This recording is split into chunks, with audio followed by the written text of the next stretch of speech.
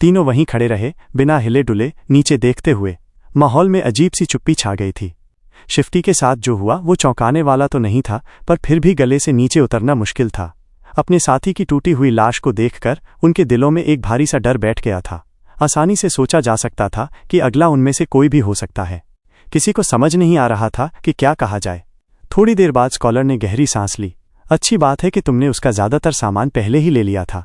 थोड़ा कठोर था, लेकिन गलत भी नहीं, सनी ने सोचा और उसे ध्यान से देखा। स्कॉलर का चेहरा थोड़ा बिगड़ गया, मानो उसे एहसास हुआ हो कि उसकी दयालु सज्जन वाली नकाब एक पल के लिए उतर गई है। तुरंत ही उसने गंभीर आवाज में कहा, तुम्हारी आत्मा को शांति मिले मेरे दोस्त। वाह, क्या अभिनय है। असल में सनी ने कभी उसकी दयालुता पर यकीन किया ही नहीं। बाहर के इलाके का हर बच्चा जानता था कि जो लोग बिना वजह बहुत अच्छे बनते हैं, उन्हीं से सबसे ज्यादा सावधान रहना चाहिए। वो या तो मूर्ख होते हैं या फिर भयानक। स्कॉलर मूर्ख नहीं लग रहा था, तो सनी ने उसी वक्त उससे सावधानी बरतनी शुरू कर दी थी। वो अब तक सिर्फ शकी और नकारात्मक सोचकर ही बचा था, और अब बदलने का कोई कारण नहीं था। हमें चलना होगा, हीरो ने कहा और आखिरी बार नीचे देखा। उसकी आवाज शांत थी, लेकिन सनी को उसमें छुपी भावनाओं का भारीपन महसूस हो रहा था। बस वो समझ नहीं पा रहा था कि वो भावनाएं आखिर हैं क्या। स्कॉलर ने भी सांस ली और पीछे मुड़ गया। सनी ने कुछ और पल खून से सनी चट्टानों की तरफ देखा। मुझे इतना अपराध बोध क्यों हो रहा है, उसने हैरानी से सोचा। उसे तो वही मिला जिसके वो लायक था। थोड़ा असहज महसूस करते हुए सनी भी पीछे मुड़ा और दोनों साथियों के पीछे चल पड़ा। बस ऐसे ही शिफ्टी को वहीं पीछे छोड़कर तीनों ऊपर चढ़ते रहे। इस ऊंचाई पर चढ़ाई और कठिन होती जा रही थी। हवा इतनी तेज थी कि अगर ध्यान न दे तो किसी को गिरा सकती थी। हर कदम एक जुआ जैसा लग रहा था। सांस लेना भी मुश्किल होता जा रहा था। ऑक्सीजन की कमी से सनी को चक्कर और मिचली सी महसूस होने लगी, मानो धीरे धीरे सबका दम घुट रहा हो। ऊंचाई की बीमारी कोई मेहनत से हराने वाली चीज नहीं थी। ये धीरे धीरे पर जोर से असर करती थी। ताकतवर और कमजोर सब पर एक जैसा असर डालती थी। कभी कभी तो कोई एथलीट भी जल्दी हार जाता और कोई आम इंसान लंबे वक्त तक टिक जाता। यह सब शरीर की क्षमता और अनुकूलन पर निर्भर था। भाग्यशाली लोग हल्की तकलीफ के बाद संभल जाते, लेकिन बाकी कई दिनों तक पीड़ा में फंसे रहते। कुछ तो मर भी जाते। जैसे इतना काफी न हो, ठंड और बढ़ गई थी। कपड़े और फर भी अब सर्दी रोकने में नाकाम हो रहे थे। सनी को एक साथ बुखार जैसा और ठिठुरन जैसा महसूस हो रहा था। उसने खुद को कोसा कि क्यों वो ऐसे फैसले करता रहा कि आज इस बर्फीले ढलान पर पहुंच गया। ये माउंटेन इंसानों के लिए नहीं थी, और फिर भी उन्हें आगे जाना ही था। कई घंटे बीते। तमाम मुश्किलों के बावजूद तीनों धीरे धीरे ऊपर चढ़ते रहे। स्कॉलर ने जिस पुराने रास्ते की बात की थी, अब सनी को उम्मीद थी कि वो ज्यादा दूर नहीं होगा। लेकिन वक्त गुजरते गुजरते उसके मन में शक आने लगा। शायद स्कॉलर ने झूठ कहा था। शायद वो रास्ता वक्त की मार से मिट गया हो, या शायद वे पहले ही उसे पार कर चुके हों बिना ध्यान दिए। लेकिन जैसे ही सनी निराश होने ही वाला था, उन्हें वो मिल गया। वो रास्ता पुराना और संकरा था। दो लोग साथ साथ बस किसी तरह चल पाते। पक्की सड़क नहीं थी, बल्कि काले पत्थर को किसी अज्ञात औजार या मैजिक से काटकर बनाया गया था। बर्फ ने कई जगह उसे ढक रखा था, लेकिन सबसे अहम बात, वो रास्ता सीधा और सपाट था। सनी ने जिंदगी में कभी इतना खुश होकर समतल जमीन नहीं देखी थी। बिना कुछ कहे स्कॉलर बैठ गया और अपना थैला उतार दिया। उसका चेहरा बिल्कुल पीला पड़ चुका था। सांसें ऐसे चल रही थीं जैसे पानी से बाहर मछली। फिर भी उसके चेहरे पर हल्की सी मुस्कान थी। देखा, मैंने कहा था ना। हीरो ने सिर हिलाया और चारों तरफ देखा। फिर स्कॉलर की ओर मुड़कर बोला, खड़े हो जाओ, अभी आराम का समय नहीं है। स्कॉलर ने पलकें झपकाईं और विनती भरी नजर से देखा। बस कुछ मिनट दे दो। हीरो कुछ कहने ही वाला था कि सनी ने उसका कंधा पकड़ लिया। हीरो ने हैरानी से उसकी तरफ देखा। क्या है? वो गायब हो गया। क्या गायब हो गया? सनी ने नीचे इशारा किया, जिस रास्ते से वे आए थे। शिफ्टी की लाश, वो गायब है। हीरो उसे कुछ पल खाली नजरों से देखता रहा, समझ नहीं पाया कि सनी किसकी बात कर रहा है। ओह सही, उन्हें तो पता ही नहीं कि उसका नाम शिफ्टी था। अजीब। सनी समझाने ही वाला था कि स्कॉलर और हीरो दोनों को बात समझ आ गई। दोनों तुरंत किनारे की ओर भागे और नीचे झांका। नीचे खून के छींटे तो अब भी चट्टानों पर दिख रहे थे, लेकिन लाश कहीं नहीं थी। स्कॉलर डर से पीछे हट गया और रेंगकर किनारे से जितना हो सके दूर चला गया। हीरो भी सहज रूप से पीछे हटा और अपनी तलवार का हत्था पकड़ लिया। तीनों ने एक दूसरे की ओर देखा और समझ गए कि इसका मतलब क्या है। ये वही मॉन्स्टर है, स्कॉलर ने बमुश्किल कहा। वो हमारा पीछा कर रहा है। हीरो ने दांत भींचे। तुम सही हो, और अगर वो इतना पास है तो जल्द ही हमें उससे लड़ना ही पड़ेगा। उस दैत्य से लड़ने की बात सुनना ही मौत की सजा जैसा था। सच तो ये था कि इसका मतलब था कि वे जल्द ही मरने वाले हैं। ये बात सनी और स्कॉलर दोनों समझ गए, लेकिन स्कॉलर हैरानी से घबराया नहीं। उसने नीचे देखा और धीरे से बोला, जरूरी नहीं। हीरो और सनी ने उसकी तरफ देखा। हीरो ने भौं उठाई। समझाओ। लो आ गया असली रंग, सनी ने सोचा। स्कॉलर ने लंबी सांस ली। वो बीस्ट हमें सिर्फ एक दिन में यहां तक खोज लाया। इसका मतलब दो ही बातें हो सकती हैं, या तो वो इतना चालाक है कि जानता है हम कहाँ जा रहे हैं, या फिर वो खून की गंध का पीछा कर रहा है। हीरो ने थोड़ी देर सोचकर सिर हिलाया। स्कॉलर हल्की मुस्कान के साथ बोला, दोनों ही हालात में हम उसे धोखा देकर थोड़ा वक्त खरीद सकते हैं। कैसे? हीरो ने उतावली से पूछा। स्कॉलर रुका, चुप रहा। तुम जवाब क्यों नहीं दे रहे? बोलो। स्कॉलर ने फिर सांस छोड़ी और जैसे अनिच्छा से बोला, सनी इस पल का इंतजार कर रहा था। हमें लड़के को जख्मी करना होगा, उसे नीचे तक घसीटना होगा और वहीं छोड़ना होगा। उसकी कुर्बानी से हमारी जान बचेगी। बिल्कुल सही समय पर। सनी डर और गुस्से में था, वरना वो मुस्कुरा देता। उसकी शंका सही निकली। स्कॉलर ने वही निकाला जो वो अंदर छुपाए था। पर अब इसका मतलब ये था कि सनी खुद मॉन्स्टर का चारा बनने वाला था। उसे स्कॉलर की पुरानी बात याद आई, जब शिफ्टी चाहता था कि सनी को मार दिया जाए। उस वक्त स्कॉलर ने कहा था, इतनी जल्दी मत करो मेरे दोस्त, ये लड़का बाद में काम आ सकता है। तब ये दयालुता जैसी लगी थी, लेकिन अब असली मतलब सामने आ गया। क्या नीच आदमी है? सनी ने सोचा। अब ये सब इस पर था कि हीरो स्कॉलर की बात मानता है या नहीं। हीरो हक्का बक्का रह गया। क्या मतलब है तुम्हारा? उसे जख्मी करो। स्कॉलर ने सिर हिलाया। सीधी सी बात है, अगर मॉन्स्टर जानता है हम कहाँ जा रहे हैं तो हमें माउंटेन पास छोड़कर सीधे शिखर पर जाना होगा। अगर वो खून की गंध से पीछा कर रहा है तो हमें किसी एक को चारे की तरह छोड़ना होगा। वो रुका। सिर्फ एक ब्लीडिंग इंसान को पीछे छोड़कर ही हम पक्के तौर पर उसका पीछा छुड़ा सकते हैं। हीरो वहीं खड़ा रहा, स्कॉलर और सनी की तरफ देखता हुआ। फिर उसने धीरे से पूछा, तुम इतना घटिया सुझाव कैसे दे सकते हो? स्कॉलर ने बड़े ही माहिर अंदाज में दुखी और गंभीर चेहरा बनाया। बेशक मुझे तकलीफ होती है, लेकिन अगर कुछ न किया तो हम तीनों मर जाएंगे। इस तरह कम से कम लड़के की मौत से 2 लोगों की जान बचेगी। देवता उसे उसकी कुर्बानी का फल देंगे। वाह, क्या मीठी जबान है। मैं खुद लगभग मान ही जाता, सनी ने सोचा। हीरो कुछ कहने ही वाला था, फिर चुप रह गया। सनी चुपचाप खड़ा दोनों को देख रहा था, मन ही मन ये सोचते हुए कि अगर लड़ाई करनी पड़ी तो उसके बचने के कितने मौके हैं। स्कॉलर तो आधा मरा हुआ ही है, उसे हराना आसान होगा। लेकिन हीरो मुश्किल था।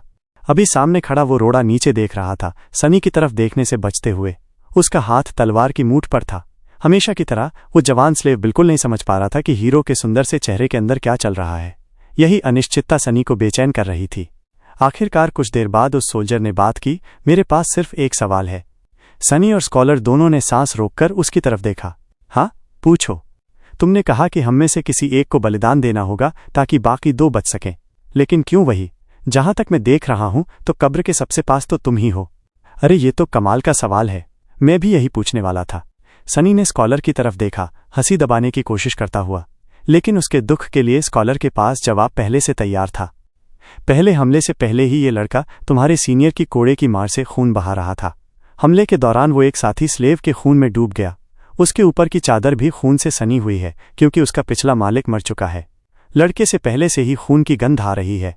अगर हम इसे जिंदा रखेंगे तो हमारी जान खतरे में पड़ेगी, इसीलिए ये सबसे सही चुनाव है। सनी के चेहरे पर आ रही मुस्कान वहीं रुक गई। तेरी ये बड़ी अक्ल तुझे ही लगे।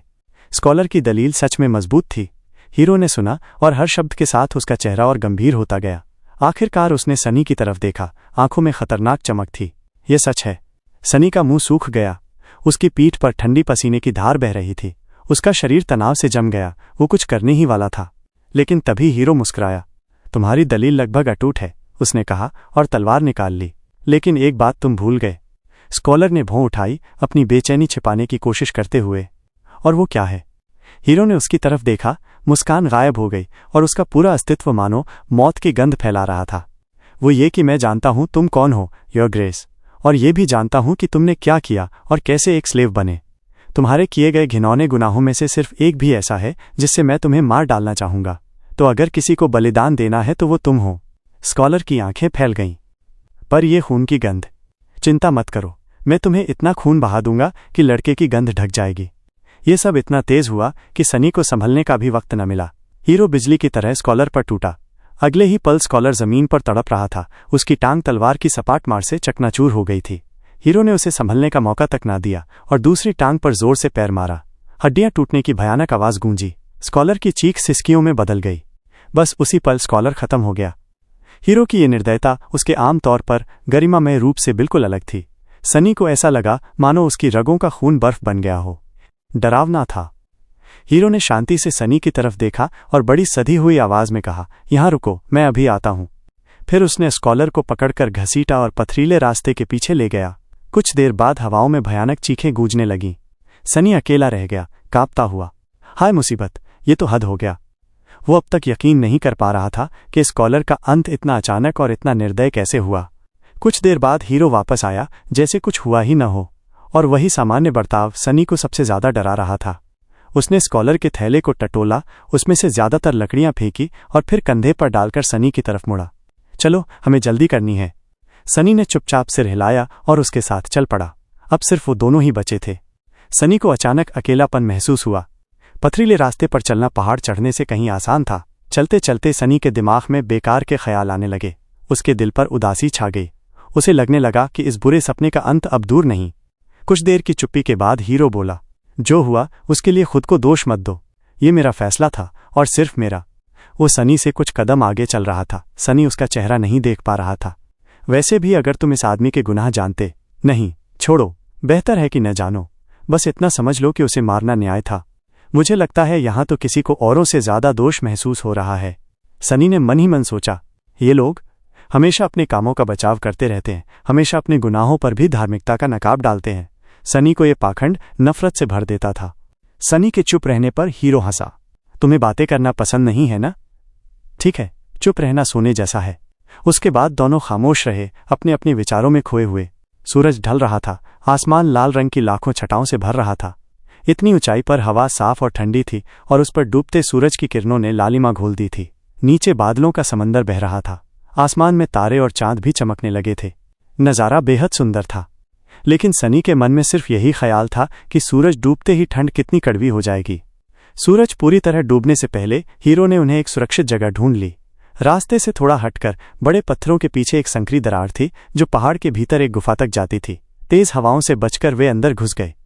सनी ने आग जलाने की सोची, लेकिन हीरो ने सिर हिलाकर मना कर दिया। आज बिना आग जलाए ही रहना होगा। वो दैत्य हमारे बहुत करीब है। बिना आग के रात काटना मुश्किल था, लेकिन गुफा के अंदर जमने से तो बेहतर ही था। सनी दीवार से पीठ टिकाकर बैठ गया। हीरो सामने बैठा, विचारों में डूबा हुआ। आज उसकी हालत अजीब थी, क्योंकि पहली बार उसने रात में अपनी तलवार की देखभाल नहीं की। धीरे धीरे अंधेरा गहरा गया। गुफा पूरी तरह काली हो गई। सनी तो अंधेरे में भी सब देख सकता था, लेकिन हीरो बिल्कुल अंधा हो गया था। उस अंधेरे में उसका चेहरा किसी राजकुमार जैसा लग रहा था, मगर उदास भी। सनी उसे देखता रहा, सोने का मन ही नहीं हुआ। कुछ देर बाद हीरो ने धीमी आवाज में कहा, जानते हुए ये अजीब है। आमतौर पर मैं अंधेरे में भी किसी की मौजूदगी महसूस कर लेता हूं, लेकिन तुम्हारे साथ कुछ नहीं। लगता है जैसे तुम खुद एक साया हो। उसने मुस्कुराकर पूछा, सो गए क्या? गुफा में उसकी आवाज गूंजी। सनी, जो आमतौर पर हीरो से बहुत कम बोलता था, आज उसे एक अजीब सी नजदीकी महसूस हुई। शायद अंधेरे ने हिम्मत दे दी थी और आज एक मौका भी था। सनी ने कहा, क्यों, क्या तुम मेरा सोने का इंतजार कर रहे हो ताकि मुझे मार सको या फिर सुबह करोगे? हीरो के चेहरे पर जमी हुई मुस्कान अचानक रुक गई। उसने सिर झुका लिया जैसे शर्मिंदा हो।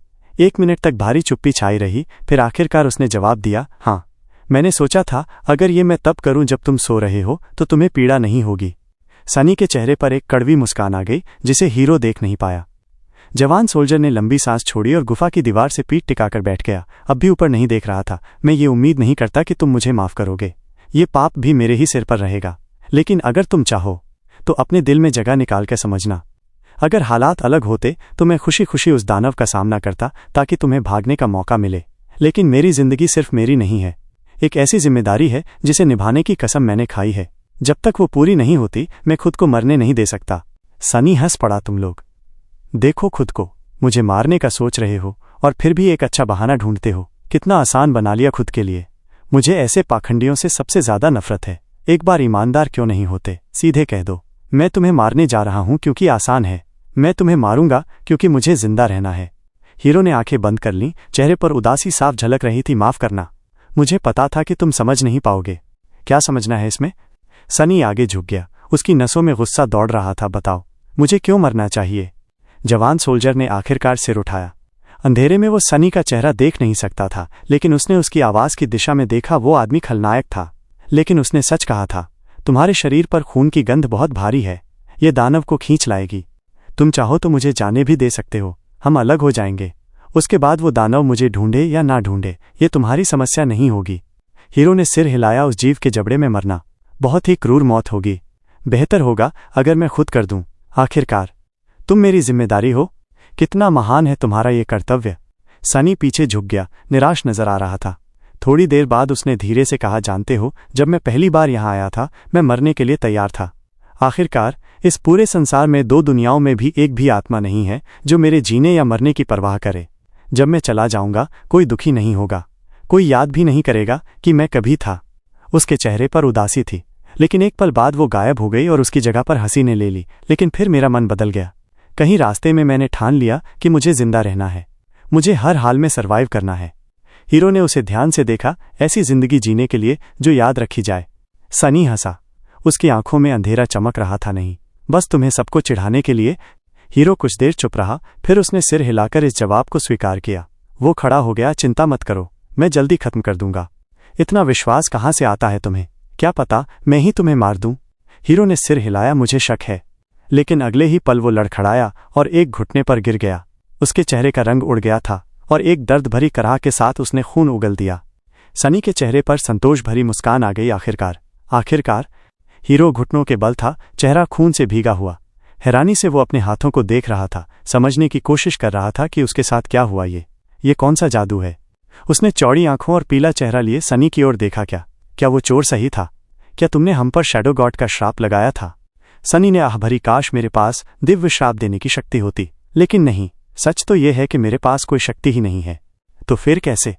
सनी ने कंधे उचका दिए। इसीलिए तो मैंने तुम सबको जहर दे दिया था। हीरो कांप गया, उसके शब्द समझने की कोशिश कर रहा था। क्या? जब टायरेंट ने पहली बार हमला किया तुमने मुझे पानी खोजने भेजा, तब मैंने मरे हुए सोल्जर्स से मटके इकट्ठे किए और उनमें ब्लड बेन का रस निचोड़ दिया, अपने वाले को छोड़कर बाकी सब में। इतना नहीं कि स्वाद आए, लेकिन इतना जरूर कि धीरे धीरे मौत तय हो जाए। हीरो ने दांत भींच लिए, दर्द से जूझते हुए। अचानक उसके चेहरे पर समझ आ गई तो यही वजह थी कि बाकी दोनों की हालत इतनी खराब थी। सनी ने सिर हिलाया। शिफ्टी ने सबसे ज्यादा पिया था, इसलिए उसकी हालत सबसे पहले बिगड़ी। स्कॉलर भी ज्यादा नहीं टिक पाता, लेकिन तुमने उसे पहले ही खत्म कर दिया। पर तुम्हारे मामले में लगता था जैसे ब्लड बेन का असर ही नहीं हो रहा था। मैं सचमुच चिंतित होने लगा था। हीरो का चेहरा काला पड़ गया। मैं समझ गया। उसने कुछ सोचा, फिर सनी की ओर हैरानी से देखा। लेकिन तब तो तुम्हें पता भी नहीं था कि हम तुम्हारे खिलाफ हो जाएंगे। सनी हंसा। ओह कृपया। ये साफ दिख रहा था शिफ्टी वो आदमी था जो एक जोड़ी जूतों के लिए भी हत्या कर देता। स्कॉलर भेड़ की खाल में भेड़िया था।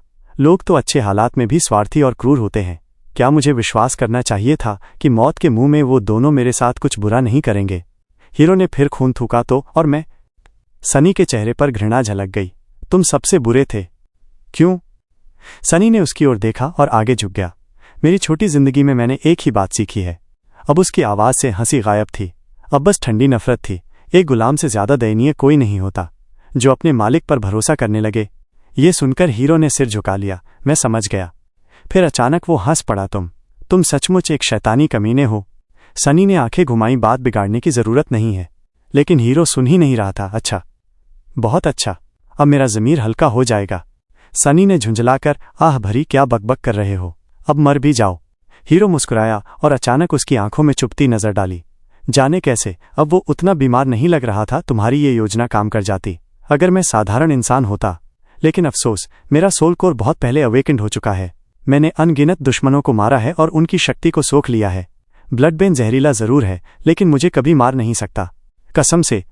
सनी मुड़ा और भागने की कोशिश की, लेकिन अब देर हो चुकी थी। किसी चीज ने उसे पीछे से मारा और उसका शरीर पत्थर की दीवार से जा टकराया। चीखते हुए उसने अपनी बाईं करवट में तेज दर्द महसूस किया। गुफा से लुढ़ककर बाहर आया, सीने को पकड़कर किसी तरह उठ खड़ा हुआ और भागने लगा। संकरी दरार से बाहर निकलने की कोशिश में वो पुराने रास्ते तक पहुंच गया जहां से वो तारे और चमकता चांद देख सकता था, लेकिन बस उतना ही कर पाया। रुको, पीछे से ठंडी आवाज आई और सनी जम गया। अगर हीरो का सोल कोर सचमुच अवेकेंड था तो उसके सामने सनी का कोई चांस नहीं था, लड़ाई में तो बिल्कुल भी नहीं। मुड़ो। सनी ने आज्ञाकारी होकर हाथ ऊपर किए और मुड़ गया। उसने हीरो को देखा जो अपने चेहरे से खून पोंछ रहा था। आंखों में झुंझलाहट थी। दोनों एक दूसरे को घूर रहे थे। चारों ओर खून की ठंडी सहरन थी। क्या ये सब वाकई काबिल था? खैर, कोई बात नहीं। मैंने वादा किया था और उसे निभाऊंगा। जल्दी खत्म कर दूंगा। सोल्जर ने तलवार निकाल ली। कोई आखिरी बात कहना चाहोगे? सनी ने कुछ नहीं कहा, लेकिन अचानक उसकी हथेली में एक छोटी सी चांदी की घंटी आ गई। हीरो की भौहें सिकुड़ गईं। ये कहाँ छुपाई थी तुमने? सनी ने घंटी बजा दी। उसकी मीठी और साफ आवाज पूरे माउंटेन पर गूंज उठी, रात को एक जादुई धुन से भर दिया। क्या कर रहे हो? रोको! सनी ने आज्ञाकारी होकर रोक दिया। ये क्या था? हीरो की आंखों के सामने ही वो चांदी की घंटी गायब हो गई। उसने सनी की ओर शक से देखा। बताओ, अभी क्या किया तुमने? लेकिन सनी ने कोई जवाब नहीं दिया। गुफा से भागने के बाद से उसने एक शब्द भी नहीं बोला था। वो तो सांस भी नहीं ले रहा था।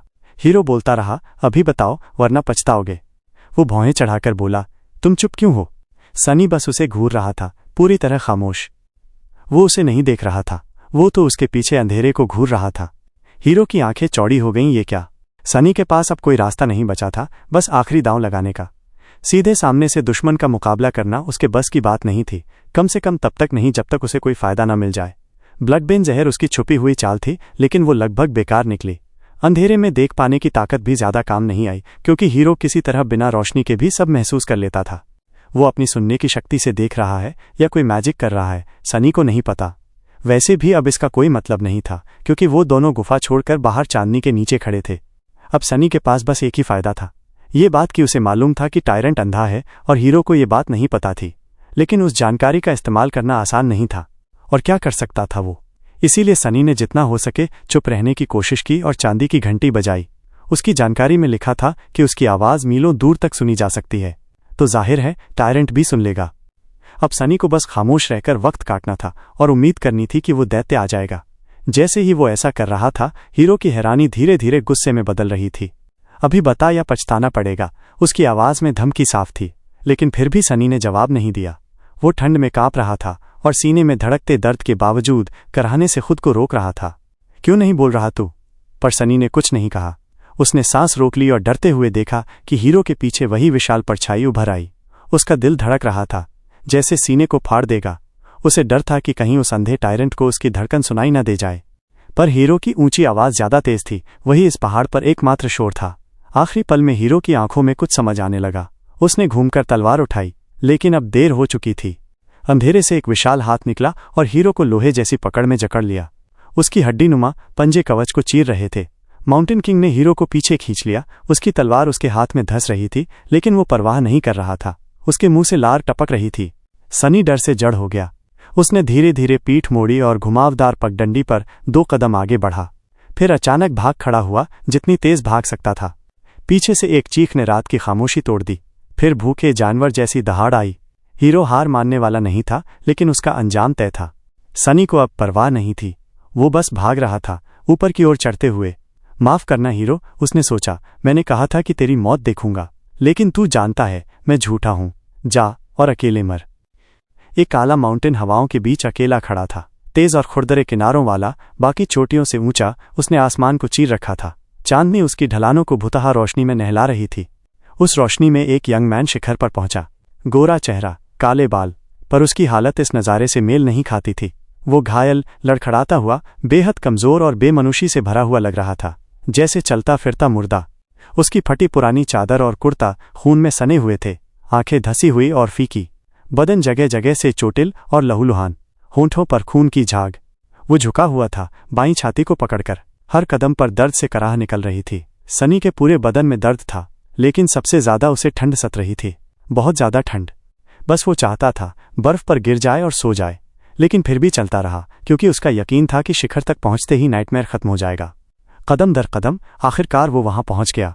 चोटी पर बर्फ से ढका चौड़ा मैदान था। उसके बीचों बीच मूनलाइट में नहाया एक विशाल मंदिर खड़ा था। काले पत्थर का बना, ऊंचे स्तंभ, दीवारों पर नक्काशी, मानो किसी डार्क गॉड का महल हो। लेकिन वो अब खंडहर था। दीवारों पर दरारें, छत टूटी हुई, फाटक किसी दैत्य ने तोड़ डाले थे। सनी फिर भी संतुष्ट था। मिल गया तुझे, उसने धीमी आवाज में कहा। बचे खुचे दम को समेटकर वो मंदिर की ओर लंगड़ाता हुआ चला। सोच गड़बड़ा रही थी। देख हीरो, मैं पहुंच गया। तू ताकतवर था, निर्दयी था, मैं कमजोर और डरपोक था। फिर भी आज तू मुर्दा है और मैं जिंदा हूं। मजाकिया नहीं है ये। वो लड़खड़ाया, पसलियों की हड्डियां अंदर धंस गईं, मुंह से खून बह रहा था। हीरो का एक वार उसे गहरी चोट दे गया था। असल में निर्दयता के बारे में तुम लोग क्या जानते हो? मेरे जहां से आने वाली दुनिया में इंसान ने हजारों सालों में क्रूरता को कला बना लिया है, और जिसने हमेशा उस क्रूरता को सहा है वो तुमसे ज्यादा निर्दयी होना क्यों नहीं जानता होगा। वो मंदिर के और करीब पहुंच गया। सच कहूं तो तेरा कोई चांस ही नहीं था। रुको, मैं क्या सोच रहा था? पल भर में सब भूल गया। बस दर्द, मंदिर और नींद की ख्वाहिश बची थी। मत सोना, ये ठंडक है, अगर सो गया तो मर जाएगा। आखिरकार सनी मंदिर की सीढ़ियों तक पहुंच गया। उसने ऊपर चढ़ना शुरू किया, बगैर ध्यान दिए कि वहां इंसानों और राक्षसों की हड्डियों का ढेर पड़ा था। ये सब उस मंदिर के अदृश्य रक्षक मार चुके थे।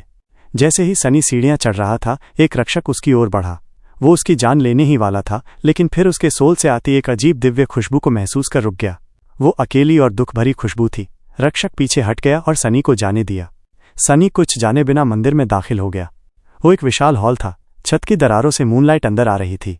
चारों ओर अंधेरे की गहराई, फर्श पर बर्फ और बर्फ की परत। दूर एक बड़ा वेदी काले संगमरमर से बना खड़ा था। वही एक जगह थी जहां बर्फ नहीं थी। सनी भूल गया कि वो यहां क्यों आया है, बस वेदी की ओर बढ़ गया। वो सोना चाहता था। वेदी साफ थी, चौड़ी थी जैसे कोई बिस्तर। सनी उस पर चढ़ा और लेट गया। उसने सोचा अब मौत आ रही है। उसे मंजूर था। उसने आंखें बंद करनी चाहिए, तभी मंदिर के दरवाजे की तरफ से आवाज आई। सनी ने देखा। उत्सुक नहीं था, पर देखा, और जो दिखा वो किसी और को कंपा देता। वहां माउंटेन किंग खड़ा था, 5 अंधी आंखों से घूरता हुआ, अब भी उतना ही डरावना। उसकी चमड़ी के नीचे कीड़े से आकृतियां रेंग रही थीं। वो हवा सूंघ रहा था, लार टपका रहा था। वो धीरे धीरे सनी की ओर बढ़ा। कितना बदसूरत है, सनी ने सोचा और खांसने लगा। मुंह से खून की झाग निकलकर वेदी पर गिरी, लेकिन संगमरमर ने उसे तुरंत सोख लिया। पल में वेदी फिर से साफ हो गई। दैत्य सनी को पकड़ने ही वाला था। बस अब खत्म, सनी ने सोचा। तभी अचानक स्पेल की आवाज गूंज उठी। तुमने खुद को देवताओं को बलि चढ़ा दिया है। देवता मर चुके हैं, तुम्हें नहीं सुन सकते। तुम्हारी आत्मा पर दिव्यता की छाप है। तुम एक टेम्पल स्लेव हो। शैडो गॉड अपनी अनंत नींद में करवट लेता है। वो तुम्हें अपनी कब्र से आशीर्वाद भेजता है। चाइल्ड ऑफ शैडोज, अपना आशीर्वाद स्वीकार करो। सनी की आंखों के सामने अचानक मंदिर के अंधेरे जिंदा हो उठे। काली बेलों जैसी छायाएं माउंटेन किंग को जकड़ने लगीं। वो तड़प रहा था, छुड़ाने की कोशिश कर रहा था, लेकिन एक गॉड की ताकत से कौन बच सकता है। छायाओं ने उसे अलग अलग दिशाओं में खींचा। वो दहाड़ा। अगले ही पल उसका शरीर फट गया, टुकड़े टुकड़े होकर गिर पड़ा। खून और मांस के टुकड़े बिखर गए। वो राक्षस मर चुका था। सनी ने पलकें झपकाईं। फिर से वो अकेला था मंदिर में। चारों ओर सन्नाटा। और फिर स्पेल ने फुसफुसाया, तुमने एक अवेकन टायरेंट माउंटेन किंग को मार दिया है। जागो सनलेस, तुम्हारा नाइटमेयर खत्म हुआ। अप्रेजल के लिए तैयार हो जाओ। सनी ने खुद को एक ऐसी जगह पर पाया जो नींद और हकीकत के बीच थी। चारों ओर अनंत काला खालीपन था, लेकिन उसमें असंख्य तारे चमक रहे थे। उन तारों के बीच चांदी जैसी रोशनी की असंख्य डोरियां बुनकर एक अद्भुत और इतनी जटिल जाल बना रही थीं, जिसमें अलग अलग केंद्र और नक्षत्र बने हुए थे। नज़ारा वाकई दिमाग हिला देने वाला था। किसी तरह सनी को समझ आया कि वो नाइटमेयर स्पेल के अंदरूनी ढांचे को देख रहा है, और उसे ये भी ख्याल आया कि ये कुछ वैसा ही लग रहा है जैसे आसमान में बना कोई न्यूरल नेटवर्क। तो क्या स्पेल जिंदा थी? ये सवाल तो पिछले कई दशकों से अनगिनत लोग पूछते आ रहे थे, और सबसे अच्छा जवाब यही था कि इसे जानने का कोई तरीका नहीं है। स्पेल न जीवित थी, न मृत, न सचेत थी, न बेसुध। वो एक प्राणी नहीं, बल्कि बस एक कार्य की तरह थी। लेकिन सनी उस समय दार्शनिक सवालों में खोने के मूड में नहीं था। वो तो बेसब्री से अपने इनाम का इंतजार कर रहा था। स्पेल अभी भी उसकी परफॉर्मेंस का अप्रेजल कर रही थी, लेकिन पहला रिवॉर्ड अप्रेजल से जुड़ा नहीं था। तुम्हें एक मेमोरी मिली है, पपेटियर श्राउड। हाँ, सनी बेहद खुश हो गया। उसका मन कर रहा था कि कूद कर नाच ले। ये मेमोरी माउंटेन किंग की थी, जो एक अवेकन टायरेंट था। इसका मतलब मेमोरी भी अवेकन रैंक की थी। इसे पाना तो किस्मत का बड़ा झटका था। स्पेल में हर चीज 7 रैंक में बंटी थी। ये रैंक ताकत के हिसाब से इस क्रम में थे: डोमेंट, awakened, ascended, transcendent, supreme, sacred और डिवाइन। नाइटमेयर क्रीचर का क्रम थोड़ा अलग था: डोमेंट, awakened, fallen, corrupted, great, cursed और अनहोली। स्पेल की नज़र में सनी अभी भी एक डोमेंट इंसान था, लेकिन अपने सोल कोर से ऊंची रैंक की मेमोरी पाना ड्रीम रियल में उसके लिए बहुत मददगार साबित होने वाला था। रैंक के बीच का अंतर इतना बड़ा होता था कि उसे कभी कम करके नहीं आंका जा सकता। सनी पपेटियर श्राउड को देखना चाहता था, लेकिन अब वक्त नहीं था। स्पेल अप्रेजल पूरी कर चुकी थी। यहाँ इस खालीपन में उसकी आवाज़ अब उतनी कोमल और जानी पहचानी नहीं थी, बल्कि ऐसा लग रहा था जैसे खुद ब्रह्मांड बोल रहा हो। सनी ने सांस रोककर सुना। एस्पिरेंट, तुम्हारा ट्रायल खत्म हो गया। एक नामहीन स्लेव ने ब्लैक माउंटेन पर चढ़ाई की। उसके हाथों से नायक भी गिरे और दैत्य भी। अटूट मन से उसने एक भूले बिसरे गॉड के खंडहर मंदिर में प्रवेश किया और पवित्र वेदी पर अपना खून बहाया। गॉड मर चुके थे, लेकिन फिर भी उन्होंने सुना। तुमने एक डॉर्मेंट बीस्ट हराया, माउंटेन किंग्स लार्वा। तुमने 3 डॉर्मेंट इंसानों को हराया जिनके नाम अज्ञात हैं। तुमने एक अवेकेंड इंसान को हराया, ऑर्डर ऑफ द 9। तुमने एक अवेकन टायरेंट को हराया माउंटेन किंग। तुम्हें शैडो गॉड की ब्लेसिंग मिली। तुमने असंभव कर दिखाया। Final appraisal glorious. तुम्हारी विश्वासघात की कोई हद नहीं। ये आखिरी पंक्ति सनी के हिसाब से जरूरी नहीं थी, लेकिन फिर भी स्पेल की तारीफ सुनकर वो काफी संतुष्ट था। उसे लगा कि अब उसके एस्पेक्ट के अवेकेंड या शायद असेंडेड बनने की संभावना काफी ऊंची है। उसका कुल बल अभी भी सोल कोर की रैंक पर निर्भर था, जो देर तक डॉर्मेंट ही रहने वाला था, लेकिन एस्पेक्ट की ऊंची रैंक उसकी शक्ति और संभावनाओं को बहुत बढ़ा देगी। ड्रीमर सनलेस, अपना बून प्राप्त करो। अब वो एस्पिरेंट नहीं रहा। सनी मुस्कुराया। तुम्हें एक ट्रू नेम दिया गया है, लॉस्ट फ्रॉम लाइट। सनी का मुंह खुला का खुला रह गया। ट्रू नेम उसे मिल गया। कभी उसने सपने में भी नहीं सोचा था कि वो चुने हुए लोगों में शामिल होगा, और वो भी अपनी पहली नाइटमेयर में। सेंट्स तक में सभी के पास ट्रू नेम नहीं होता। अब वो तो सीधे एलीट बन चुका था, असली क्रीम ऑफ द क्रॉप। अब वो अमीर होने वाला था। लेकिन इनाम यहीं नहीं रुके। तुम्हारा एस्पेक्ट इवॉल्व होने के लिए तैयार है। एस्पेक्ट इवॉल्व करोगे? सनी बोला, ये भी कोई पूछने वाली बात है। उसने उंगलियां क्रॉस की और कहा, हाँ। Dormant aspect temple slave evolve हो रहा है। नया एस्पेक्ट प्राप्त हुआ, एस्पेक्ट रैंक डिवाइन। सनी जमीन पर गिर पड़ा। Aspect name shadow slave. सनी हटलाया, डिवाइन, ये डिवाइन है। वो घुटनों पर खड़ा होकर स्तब्ध रह गया। इतना बड़ा झटका कि एक पल के लिए उसके हाथ पांव सुन्न पड़ गए। उसने आंखें मलकर देखा कि कहीं सपना तो नहीं, या कहीं कि वो तो अभी भी अंडरग्राउंड पुलिस स्टेशन के वॉल्ट में सो रहा था। उसने रून्स बुलाए और अपने एस्पेक्ट को देखा। Aspect shadow slave, aspect rank divine, aspect description. तुम एक मृत गॉड की छोड़ी हुई चमत्कारी छाया हो। एक डिवाइन शैडो के रूप में तुम्हारे पास कई अजीब और अद्भुत शक्तियां हैं, लेकिन तुम्हारा अस्तित्व खाली और अकेला है। तुम अपने पूर्व मास्टर के खो जाने का शोक मनाते हो और एक नए मास्टर की तलाश में हो। इनेट ability, shadow bond ability description. किसी योग्य मास्टर को खोजो और अपना ट्रू नेम उन्हें बताओ। जब वो उसे जोर से दोहराएंगे, तब तुम उनकी इच्छा के बंधन में बंध जाओगे और कोई भी आदेश मानने से इनकार नहीं कर सकोगे। एक शैडो के लिए, और खासकर डिवाइन शैडो के लिए, बिना मास्टर के घूमना अनुचित है। ये सब पचाना आसान नहीं था। सनी का दिल तेजी से धड़कने लगा। उसने सही सुना था।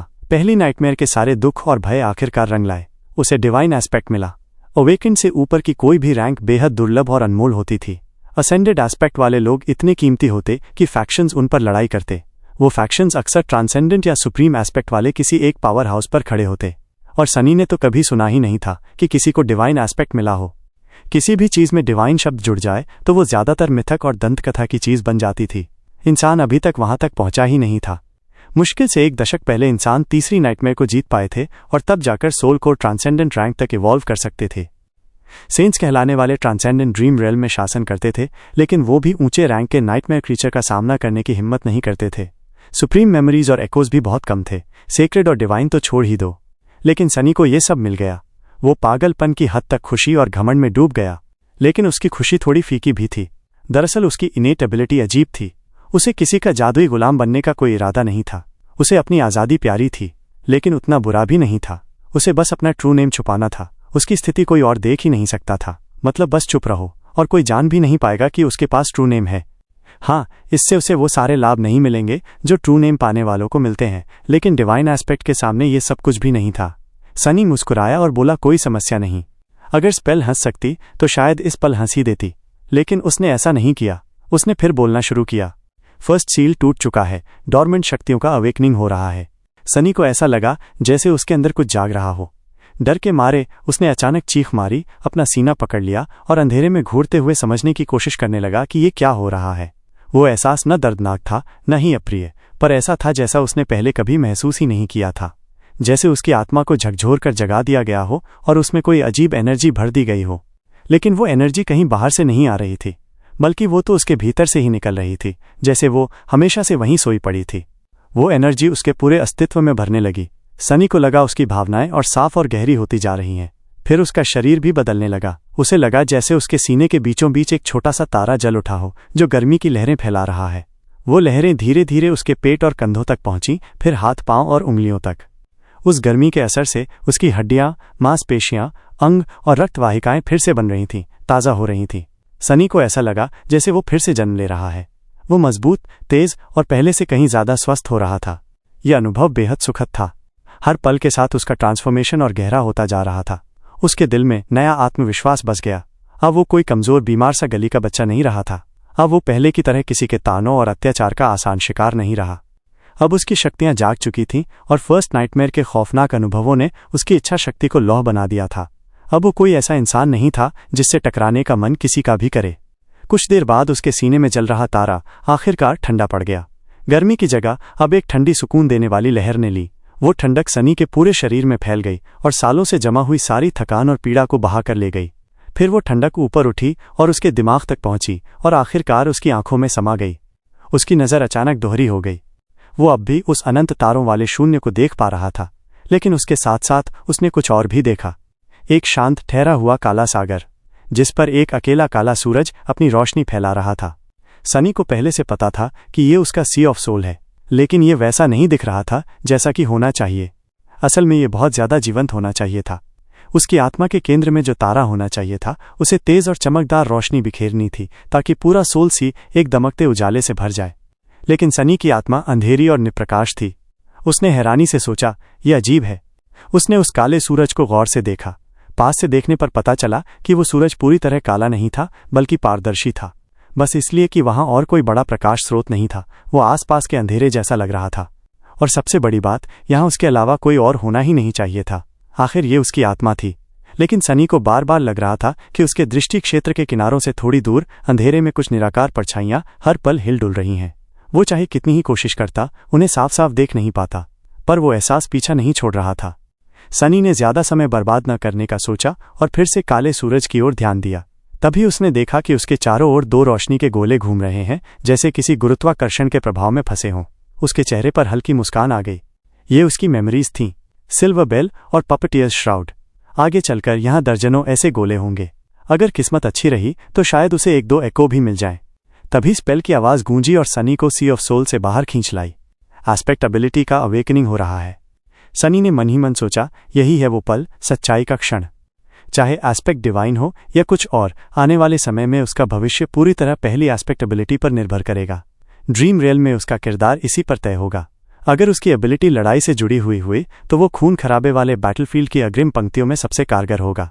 अगर ये जादू या सॉर्सरी से जुड़ी रही तो वो शक्तिशाली लेकिन नाजुक रेंज्ड फाइटर बन सकता था। अगर ये कोई यूटिलिटी एबिलिटी निकली तो वो ड्रीम रियल्म के पर्दे के पीछे होने वाले तमाम कामों में बेहद महत्वपूर्ण साबित होगा। वैसे भी यूटिलिटी एबिलिटीज असली दुनिया में भी बहुत कीमती थीं, जहां अवेकेंड समाज को चलाने वाले कई अहम काम करते थे। अगर किस्मत ने साथ दिया तो वो हीलर भी बन सकता था। हीलर्स बहुत दुर्लभ होते थे और इसलिए हमेशा मांग में रहते थे। एस्पेक्ट एबिलिटी प्राप्त हो चुकी है। एस्पेक्ट एबिलिटी का नाम शैडो कंट्रोल। सनी ने तुरंत रून्स को बुलाया। वो सीधे अपनी नई एबिलिटी का विवरण पढ़ना चाहता था, लेकिन पहले सोचा कि जरा अपनी पूरी जानकारी पर नजर डाल ले। नाम सनलेस, असली नाम lost from light, rank dreamer, shadow core डोमेंट, shadow fragments 12,1000। ये क्या है? जहां उसकी आत्मा का रैंक लिखा होना चाहिए था वहां शैडो कोर लिखा था। सनी अवाक रह गया। उसने कभी किसी का अलग प्रकार का कोर सुना तक नहीं था। क्या वो इतना अनोखा था? शायद यही शैडो कोर उसकी सोल सी के अजीब रूप को समझा सकता था। और फिर उसने नीचे देखा, वहां शैडो फ्रैगमेंट्स लिखा था। आमतौर पर वहां आत्मा के शार्ड्स की संख्या लिखी होती है, लेकिन यहां वो कहीं दिखाई नहीं दे रहा था। सनी ने सोचा, क्या सच में मेरा प्रोग्रेशन पाथ बाकी अवेकेंड से कंप्लीटली डिफरेंट है? ये सोच जितनी रोमांचक थी उतनी ही डरावनी भी। अगर उसे रिसोर्सेज के लिए किसी से लड़ना ही नहीं पड़े तो ये तो जबरदस्त फायदा था। ड्रीम रियल में पूरी मानव समाज सोल शार्ड्स इकट्ठा करने पर ही टिकी थी। अगर उसे शार्ड्स की जरूरत ही नहीं तो वो अविश्वसनीय गति से शक्तिशाली हो सकता था और पूरी तरह आत्मनिर्भर भी। लेकिन दूसरी तरफ उसे ये भी नहीं पता था कि ये शैडो फ्रैगमेंट्स हासिल कैसे किए जाते हैं। हालांकि उसके पास 12 फ्रैगमेंट्स पहले से थे, मतलब जो भी करना था उसने फर्स्ट नाइटमेयर में कर ही लिया था। सनी ने मन ही मन ठान लिया, मुझे इसे बहुत केयरफुली एक्सप्लोर करना होगा। इस सोच से संतुष्ट होकर वो रून्स पढ़ता रहा। Memories, silver bell, puppeteer shroud echoes, attributes, fated, mark of divinity, child of shadows aspect, shadow slave aspect rank, divine aspect abilities, shadow control aspect ability description. तुम्हारी परछाई बाकियों से ज्यादा इंडिपेंडेंट है। ये तुम्हारी अनमोल मददगार है। ये क्या मतलब हुआ? सनी ने सांस रोककर फिर से विवरण पढ़ना शुरू ही किया था कि तभी अचानक उसके नीचे नए रून्स उभर आए। उसी पल स्पेल की आवाज काले शून्य में गूंज उठी। हर पावर्स की एक प्राइस होती है। तुम्हें एक फ्लॉ मिला है। तुम्हारा फ्लॉ है। सनी ने रून्स पढ़े और उसकी आंखें डर से चौड़ी हो गईं। नहीं। उसने अपनी आंखें बंद की, फिर दोबारा खोली, उम्मीद करते हुए कि वे रून्स गायब हो जाएंगे। कृपया हट जाओ, प्लीज। लेकिन रून्स वहीं थे, हल्की रोशनी में चमकते हुए, जैसे उसका मजाक उड़ा रहे हों। Flaw, clear conscience. Flaw description, तुम झूठ नहीं बोल सकते। सनी ने उन 3 साधारण शब्दों को घूरा जैसे उसके पैरों के नीचे कोई अथाह खाई खुल गई हो। स्पेल जो आमतौर पर हमेशा मजाकिया और घुमावदार अंदाज में बातें कहता था, इस बार बिल्कुल सीधे और साफ था। सिर्फ 3 शब्द, और उसने कोई भी रास्ता नहीं छोड़ा। झूठ नहीं बोल सकता, मैं झूठ नहीं बोल सकता, मैं सनी, अगर मैं झूठ नहीं बोल पाऊं तो जीऊंगा कैसे। सनी की जिंदगी ही इस पर टिकी थी कि वो दूसरों को धोखा दे और चालाकी से उन्हें मात दे। स्पेल ने भी तो उसकी चालाकी पर बधाई दी थी।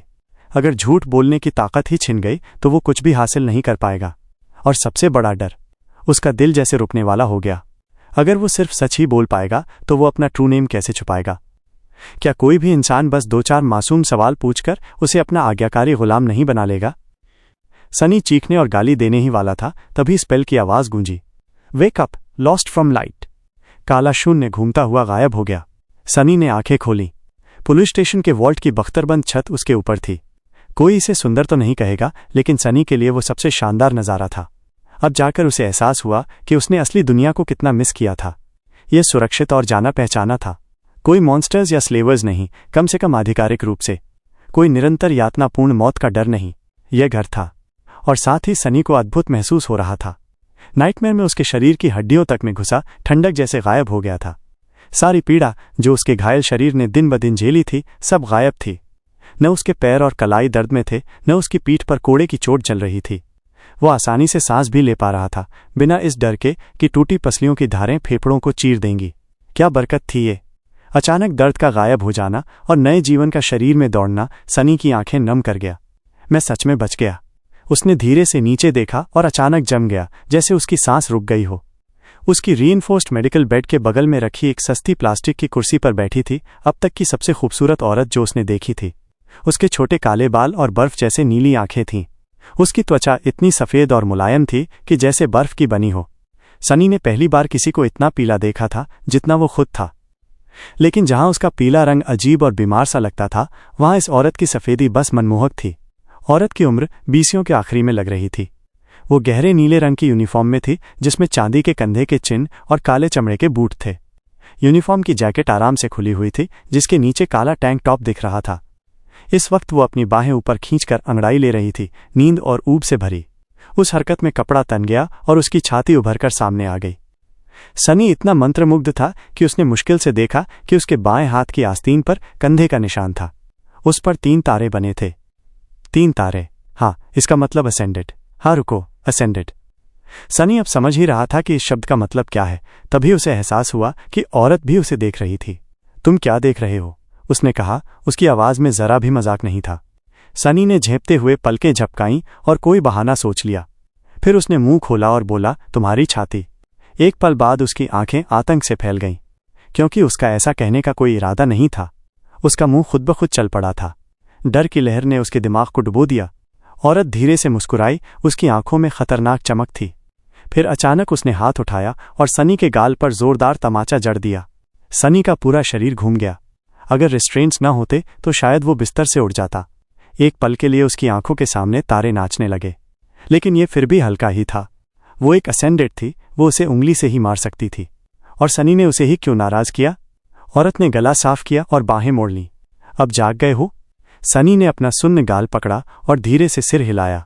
अच्छा, एक सलाह दूं, जो भी मन में आए सब मत बोल दिया करो, खासकर लड़कियों से, जैसे कि तुमने पहले कभी लड़की देखी ही न हो। धन्यवाद, मैं बिल्कुल नहीं करूंगा, सनी ने मन ही मन सोचा। लेकिन उसके मुंह ने खुद ब खुद कहा, मैंने बहुत सी देखी हैं, पर तुम्हारे जैसी खूबसूरत कोई नहीं। वो शर्म से लाल हो गया। औरत ने कुछ पल उसे घूरा, फिर ठहाका लगाया। लगता है तुमने ज्यादा अवेकेंड नहीं देखे। अवेकेंड के मापदंड पर तो मैं औसत से नीचे हूं। सनी ने शक भरी नजरों से देखा। औरत ने सिर हिलाया। जैसे जैसे सोल कोर विकसित होता है, शरीर सारी खामियां मिटा देता है। इसलिए अनअट्रैक्टिव अवेकेंड मिलना मुश्किल है, खासकर ताकतवरों में। काफी जियो तो तुम भी फ्लावर बॉय बन सकते हो। उसने सनी को ऊपर से नीचे तक देखा। शायद ही सही। खैर, अब चूंकि तुम जाग गए हो तो जिंदगी में वापसी पर स्वागत है। तुम्हारी फर्स्ट नाइटमेयर सर्वाइव करने पर बधाई। Sleeper sunless. Sleeper sunless. अब लोग उसे इसी नाम से पुकारेंगे, कम से कम तब तक जब तक विंटर सोल्स्टिस नहीं आता। उसके बाद वो ड्रीम रेल्म से अवेकन बनकर लौटेगा या कभी नहीं लौटेगा। नाम से पहले कोई उपाधि जुड़ना अजीब लग रहा था। पहले तो सनी को शायद ही कोई नाम से बुलाता था। लोग उसे बस लड़का, बदमाश, छोकरे या ओए कहकर पुकारते थे। अब उसके पास एक खिताब था। असल में सही शब्द ड्रीमर था, लेकिन इंसानों ने नाइटमेयर स्पेल से संक्रमित लोगों के लिए अपने नाम रखे थे। जो अभी फर्स्ट नाइटमेयर पूरी करके लौटते उन्हें स्लीपर कहा जाता, क्योंकि स्पेल से जुड़ते ही उनका शरीर गहरी नींद में चला जाता। वो नींद दिनों, हफ्तों, महीनों तक चल सकती थी, जब तक ड्रीम रेल्म से निकलकर अवेकेंड न बन जाए। फिर अवेकेंड दिन में सामान्य जिंदगी जीते और हर नींद में ड्रीम रेल्म लौटते। अवेकेंड को स्पेल और इंसान दोनों यही कहते थे। ये शब्द कभी कभी सारे कैरियर्स के लिए भी इस्तेमाल होता था। फिर अगर कोई सेकंड नाइटमेयर में जाता और बच निकलता तो असेंडेड कहलाता। इंसान उन्हें मास्टर्स बुलाते थे। मास्टर्स अपनी मर्जी से ड्रीम रेल्म आ जा सकते थे। कुछ तो कभी वापस नहीं आते। वे आत्मा से नहीं बल्कि शरीर से भी दुनियाओं में यात्रा करते थे। और मास्टर्स से ऊपर होते सेंट्स, जिन्होंने थर्ड नाइटमेयर पर विजय पाई और ट्रांसेंडेंट कहलाए। वे अर्ध देवताओं जैसे शक्तिशाली और बेहद दुर्लभ होते। वे न सिर्फ दुनियाओं में आ जा सकते थे बल्कि दूसरों को भी साथ ले जाते थे। लेकिन मास्टर्स पर लौटते हैं। वो खूबसूरत औरत उठी और सनी के रीइंफोर्स्ड मेडिकल बेड के पास आई। कुशल हाथों से उसने रिस्ट्रेंट्स खोलना शुरू किया। मैं असेंडेड जेट हूं, तुम मुझे मास्टर जेट कह सकते हो। इन पिछले 3 दिनों से मैं तुम्हारी नाइटमेयर की निगरानी कर रही थी। हाँ, सोने से पहले पुलिसमैन ने बताया था कि कुछ घंटों में कोई अवेकेंड आएगा। अगर मैं मर जाऊं और नाइटमेयर क्रीचर बाहर निकल आए तो उसे मारने के लिए। सनी बोलने से डर रहा था, कहीं उसके मुंह से सच्चाइयां न फूट पड़ें। लेकिन कुछ सवाल तो पूछने ही थे। मास्टर जेट, एक सवाल है, पूछो। एक मास्टर को वॉच ड्यूटी पर क्यों लगाया गया? क्या ये तुम्हारे स्तर से नीचे नहीं?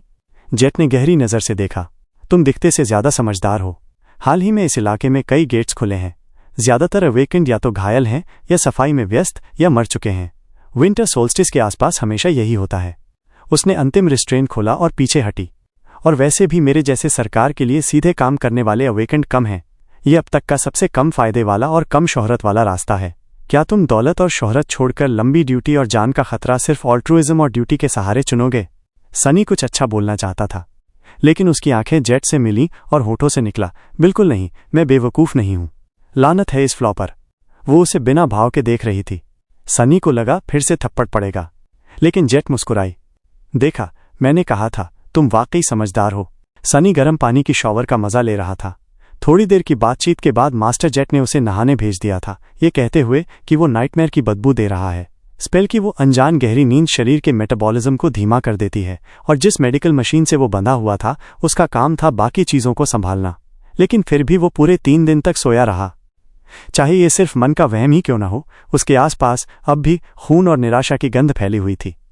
सनी ने सोचा, मैं तो हेवन में हूं, और उसने खुद को मजबूर किया कि फ्लॉ की लूमिंग डिजास्टर को थोड़ी देर के लिए भूल जाए। वो पुलिस स्टेशन के शॉवर रूम में अकेला था, गर्म पानी की धार के नीचे आराम कर रहा था। कुछ देर बाद उसने मन मारकर टोंटी बंद की और तौलिए की ओर बढ़ा। तभी उसकी नज़र शीशे पर पड़ी। उसके शरीर में आए बदलाव हल्के मगर साफ दिख रहे थे। उसकी सफ़ेद पड़ चुकी त्वचा अब थोड़ी स्वस्थ लग रही थी, मांसपेशियां कुछ उभरी हुई सी। वो अब पहले की तरह कमज़ोर और हड्डी पंजर जैसा नहीं दिख रहा था, बल्कि पतला और चुस्त नजर आ रहा था। उसके काले बालों में थोड़ी चमक और आंखों में हल्की रोशनी सी थी, लेकिन फिर भी वो बहुत छोटा कदकाठी वाला ही लग रहा था, किसी मर्दाना हैंडसम लड़के जैसा बिल्कुल नहीं। सनी ने कड़वाहट से सोचा, फ्लावर बॉय, हाँ? तभी वो अचानक ठिठक गया। शीशे में उसने देखा कि उसकी शैडो कुछ हिली, जैसे कि उसने सिर झुका लिया हो और चुपचाप फेस पाम कर लिया हो। सनी ने झट से पलटकर अपनी शैडो की ओर घूरा, लेकिन सब सामान्य दिख रहा था। शैडो वही कर रही थी जो करनी चाहिए, उसकी हर हरकत दोहराती हुई। सनी बड़बड़ाया, मैंने साफ देखा, तुम हिले थे। तुमने अभी खुद से मूव किया ना? शैडो ने उसकी ही तरह ग्लेयर करके जवाब दिया, मूव किया या नहीं? शैडो ने जोर से सिर हिलाकर न कहा। सनी का मुंह खुला का खुला रह गया। मतलब क्या? नाका? अभी तो तुमने सिर हिलाया, मुझे बेवकूफ़ समझते हो? शैडो ने जैसे सोचने का नाटक किया और फिर कंधे उचकाकर श्रग कर दिया। सनी हैरान रह गया। उसने धीरे से कहा, तुम्हारी शैडो बाकियों से ज्यादा इंडिपेंडेंट है। यह एक अनमोल हेल्पर है। स्पेल ने उसके एस्पेक्ट एबिलिटी का यही तो वर्णन किया था, लेकिन असल में उसकी शैडो कर क्या सकती थी? सनी ने थोड़ी देर एक्सपेरिमेंट करने का सोचा। अरे सुनो, मुझे बताओ तुम क्या कर सकते हो? शैडो खामोश रही। सनी को याद आया, सही है, इसके पास वोकल कॉर्ड्स तो नहीं है। फिर खुद ही सोचा, लेकिन मांसपेशियां भी तो नहीं होनी चाहिए, फिर भी ये मूव करती है। उसने कहा, ठीक है, दिखाओ तो। लेकिन कोई रिएक्शन नहीं। शैडो ऐसे दिखा रही थी जैसे वो बस साधारण बेजान अंधेरे का धब्बा हो। सनी ने लंबी सांस ली। मैं गलत तरीके से कर रहा हूं। चाहे इंडिपेंडेंट हो, शैडो फिर भी उसका ही हिस्सा थी, उसकी एस्पेक्टेबिलिटी का मैनिफेस्टेशन। उसे शैडो से पूछने के बजाय खुद से पूछना चाहिए था। सनी ने आंखें बंद की और खुद के अंदर झांकना शुरू किया। उसने अपने दिल की धड़कन महसूस की, सीने का उठना गिरना, शॉवर रूम की हल्की ठंडी हवा, पानी की बूंदों की टाइल्स पर गिरने की आवाज़ सुनी। और फिर उसकी चेतना के किनारे पर कुछ नया, एक बिल्कुल नया सेंस। सनी ने उस पर ध्यान केंद्रित किया और अचानक उसके सामने एक नई दुनिया खुल गई। जैसे कोई इंसान सुनने या छूने की भावना को समझाए तो भी ठीक से नहीं कर पाए, वैसे ही इसे शब्दों में बयान करना मुश्किल था। उसके चारों ओर बड़े बड़े आकार थे जिनसे उसे उनके रूप और आसपास की जगह का एहसास हो रहा था। ये एहसास उनके अलग अलग दबाव से आ रहा था जो वे उसके मन पर और एक दूसरे पर डाल रहे थे। ये सारे आकार शैडोज थे और उनमें से एक सबसे बड़ा नहीं मगर सबसे गहरा बाहरी नहीं लग रहा था, वो उसकी आत्मा का हिस्सा लग रहा था। सनी ने उस एहसास को पकड़ लिया और अचानक शैडो को वैसे महसूस करने लगा जैसे वो अपनी बाँह और टांग को महसूस करता है। फर्क सिर्फ इतना था कि उसकी बाँह टांग मांस की बनी थी और शैडो रोशनी की गैर मौजूदगी से। उसने आंखें खोलीं और शैडो की तरफ देखा, फिर मन में सोचा कि शैडो हाथ उठाए। शैडो ने हाथ उठा लिया। उसने शैडो को बैठने, खड़े होने, घूमने, लात मारने का इशारा किया, फिर उसे आकार बदलने का आदेश दिया, कभी गोल, कभी सीधी रेखा, कभी डरावना राक्षस, और फिर वापस उसकी ही आकृति। शैडो एकदम तरल थी जैसे पानी, बस उसका आकार स्थायी था। सनी ने हंसकर कहा, हाँ कैसा रहा? शैडो ने मुंह फुलाया और अनमने ढंग से थम्स अप दिखाया। लेकिन काम के कैसे हो? उसने शैडो से तौलिया रखने वाली रैक पर वार करने का कहा। शैडो ने पूरी ओबीडियंट तरीके से किक मारी, लेकिन क्योंकि वो बस एक शैडो थी उसका पैर रैक को छू भी न सका, तौलिए हिले तक नहीं। सनी ने मुंह बिचकाया, इतना ही? उसके मन में शैडो टेंटिकल से विशाल टायरेंट को चीर डालने का सपना टूटकर बिखर गया। वो अभी शैडो गॉड बनने वाला नहीं था। कितना अफसोसजनक। शैडो ने उसे हिकारत भरी नज़र से देखा, फिर कंधे उचकाए और पूरी तरह हिलना बंद कर दिया। साफ था कि वो नाराज हो गई थी। सनी ने हार मानकर तौलिया उठाया। ठीक है, इसे बाद में एक्सप्लोर करेंगे। कुछ ही देर बाद वो पुलिस स्टेशन का साफ सुथरा ट्रैकसूट पहनकर कैफेटेरिया पहुंचा। मास्टर जेट वहां पहले से बैठी थी। सामने 2 ट्रे गर्मागर्म सिंथेटिक फूड से भरी हुई थी। जेट बोली, खाओ। सनी ने उस सस्ते खाने की ओर देखा जो बिल्कुल वैसा ही था जैसा वो आउटस्कर्ट्स में खाता था। उसने लंबी सांस ली। कहीं न कहीं उसने उम्मीद की थी कि स्लीपर बनने के बाद उसका पहला खाना कुछ खास होगा। फिर भी खाना तो खाना है। वो बैठ गया और भूखे भेड़िए की तरह खाने लगा। वो सचमुच बहुत भूखा था। खाते खाते उसके ख्याल भटकने लगे। उसने चोरी से जेट की ओर देखा और सोचा, स्पेल ने कहा था मास्टर ढूंढो, और अब उसके सामने एक औरत बैठी थी जो खुद को मास्टर कह रही थी। उसने कल्पना की कि अगर उसे वाकई उसका ओबीडियंट स्लेव बनना पड़े तो। अजीब अजीब ख्याल आने लगे। सनी ने तंज कसते हुए सोचा, जानते हो सनी, तुम्हारी किस्मत देखकर अभी यही सही वक्त है कि वो पूछ ले। जेट ने अचानक कहा, क्या सोच रहे हो? सनी का गला अटक गया। उसका मुंह अपने आप खुलने लगा और उसने पूरी ताकत लगा दी चुप रहने में। एक पल बीत गया लेकिन उसने कुछ नहीं कहा। फिर उसके दिमाग में एक अजीब दबाव उठा जो धीरे धीरे तेज दर्द में बदल गया। उसने 2-3 सेकंड तक सहन किया, फिर हार मान गया। सनी ने कहा, मैं यही सोच रहा था कि ये बिल्कुल सही वक्त होगा आपके पूछने का कि मैं क्या सोच रहा हूं। जेट ने उसे अजीब नज़र से देखा। ठीक है, खाना खत्म कर रहे हो? सनी ने सिर हिलाया। जेट ने कहा, तो फिर मैं शुरू करूं। नियमों के हिसाब से मुझे तुम्हें कुछ बातें बतानी है। यह बस औपचारिकता है। सबसे पहले तुम्हारे नाइटमेयर के बारे में। उसने सनी की ओर देखा और आह भरी। तुम्हें मुफ्त साइकोलॉजिकल काउंसलिंग मिल सकती है। चाहे नाइटमेयर में कैसी भी ट्रॉमेटिक चीज़ तुमने झेली हो, मदद मांगने में कोई शर्म नहीं है। तुम्हारा दिमाग उतना ही ज़रूरी है जितना तुम्हारा शरीर। तुम रखना चाहो तो रख सकते हो। सनी ने सिर हिला दिया। जेट ने कंधे उचकाए। जैसी तुम्हारी मर्जी। तुम मुझसे भी बात कर सकते हो। क्या बहुत मुश्किल था? सनी ने कहा, यह वैसा ही था जैसा मैंने एक्सपेक्ट किया था और उससे कहीं ज्यादा बुरा भी। जेट ने संतोष से सिर हिलाया। अच्छा रवैया है, मैं और नहीं पूछूंगी। आउटस्कर्ट वाले लोग जितना लोग सोचते हैं उससे कहीं ज्यादा मजबूत होते हैं। सनी ने हैरानी से पूछा, मास्टर जेट, आप भी आउटस्कर्ट्स में पली बढ़ी? वो हंस दी। मेरी शानदार मैनर्स और पॉलिश्ड अंदाज देखकर तुम्हें नहीं लगा? सनी पलकें झपकाता रह गया। मुझे तो बिल्कुल अंदाजा नहीं हुआ। कुछ देर सोचने के बाद उसने पूछा, अवेकन में हमारे जैसे लोग ज्यादा होते हैं? जेट की मुस्कान गायब हो गई। बिल्कुल नहीं, गिने चुने ही। सनी को पहले से ही शक था। उनके जैसे लोगों के लिए हालात सचमुच मुश्किल थे। यही वजह थी कि जेट के 3 सितारे इतने खास थे। सनी ने मन ही मन सोचा, एक दिन मैं भी मास्टर बनूंगा। अगर वो कर सकती है तो मैं क्यों नहीं? उसने पूछा, तो अब क्या होगा और क्या बताना है? उसे बिल्कुल नहीं पता था कि पुलिस स्टेशन से निकलने के बाद उसे क्या करना है। विंटर सोल्स्टिस अब कुछ ही हफ्तों दूर था। जेट ने कुर्सी पर टिककर कहा, बस इतना ही। थोड़ी औपचारिकताएं हैं, जैसे फैमिली से जुड़ी बातें। लेकिन मैंने तुम्हारी फाइल पढ़ी है तो पता है तुम पर लागू नहीं होती। अब बस एक चीज़ बची है, तुम्हें तय करना होगा कि ड्रीम रेल में जाने की तैयारी कैसे करोगे। उसने कम्युनिकेटर देखा और मुंह बिगाड़ा। मानना पड़ेगा, तुम्हारी किस्मत वाकई खराब है। वक्त बहुत कम है। सबसे पहले तुम जो चाहो कर सकते हो। कोई तुम्हें मजबूर नहीं कर रहा। चाहे तैयारी करो चाहे बिल्कुल न करो, बस मजे करो और पार्टी करो। सनी को पार्टी करने का कोई शौक नहीं था। जेट बोली, लेकिन मैं सलाह दूंगी कि ऐसा मत करना। स्लीपर होने के नाते तुम्हें अवेकेंड एकेडमी में दाखिला लेने का हक है। वहां तुम्हें खाना, रहने की जगह और तैयारी के लिए अलग अलग क्लासेस मिलेंगी। साल का आखिरी समय है तो बहुत कुछ तो नहीं सीख पाओगे, लेकिन थोड़ा बहुत सीख लेना भी बेहतर है। फिर उसने थोड़ा रुक कर कहा, और सबसे अहम बात, वहां तुम उन लोगों से मिलोगे जिनके साथ ड्रीम रेल में जाओगे। उनमें से कुछ तुम्हारे जीवन भर के साथी बन सकते हैं। सनी ने मन ही मन सोचा, और कुछ वहीं स्पेल के अंदर मेरी जान लेने की कोशिश भी करेंगे। जेट ने पूछा, तो क्या कहते हो, तुम्हें एकेडमी ले चलूं? सनी ने सोचा। अजीब तरह से उसका फ्लॉ इस बार चुप था, शायद इसलिए क्योंकि उसने अभी तक कोई निर्णय नहीं लिया था। उसने खाली ट्रे की ओर देखा और सोचकर कहा, फ्री रहने की जगह और खाना कहते हो? फिर उसने सिर हिलाया। मैं एकेडमी जाना चाहता हूं। सनी उस बड़े भारी लाल गेट के सामने खड़ा था, जो मानो कभी टूट ही नहीं सकता। यह था अवेकेंड एकेडमी का गेट। दरअसल ये एकेडमी कोई साधारण इमारत नहीं, बल्कि शहर के अंदर ही एक और शहर जैसा था। चारों तरफ ऊंची मजबूत दीवारें, गहरी खाई और बड़े बड़े तोपखाने लगे थे, जिन्हें ऐसे स्थानों पर रखा गया था कि ऊपर से हवा में मौत की एक जाल बुन जाए। कहा जाता था कि कोई नाइटमेयर क्रीचर, चाहे वो कितना ही बड़ा टाइटन क्यों ना हो, यहाँ की रक्षा प्रणाली को तोड़ नहीं सकता। ये जगह किसी दंतकथा से कम नहीं थी। हकीकत तो ये थी कि आजकल जितने भी मशहूर वेबटून्स, नाटक या उपन्यास बनते, उनमें से ज्यादातर की कहानियां इसी एकेडमी की दीवारों के पीछे घटती थीं। जवान अवेकेंड हीरो के कारनामे, उनकी लड़ाइयां और प्रेम कहानियां, यही सब आधुनिक मनोरंजन का मुख्य विषय था। सनी ने कभी सपने में भी नहीं सोचा था कि वो खुद इन हीरो जैसा एक बन जाएगा। लेकिन असलियत मीडिया में दिखाई जाने वाली तस्वीर से बिल्कुल अलग थी। और सबसे बड़ी बात, सनी के पास यहाँ बस 4 हफ्ते थे। उसके बाद उसे ड्रीम रियल में जाना था। ऐसे में उसे किसी भी तरह के उलझावों का न तो समय था और न ही इच्छा। उसे तो बस सर्वाइवल सीखना था और कुछ नहीं। बाहर बर्फ धीरे धीरे गिर रही थी। एकेडमी के गेट के सामने सन्नाटा पसरा था। सनी के अलावा वहां बस एक और व्यक्ति खड़ा था। सनी ने अंदाजा लगाया कि वो भी शायद नया स्लीपर होगा। वो एक लंबी दुबली लड़की थी। उसकी उम्र सनी की ही बराबर रही होगी। उसकी आंखें साफ धूसर रंग की थीं और चेहरे पर एक अजनबी सा ठंडा भाव था। उसके बाल चांदी जैसे सफ़ेद थे, छोटे कटे और एक तरफ करीने से सजे हुए।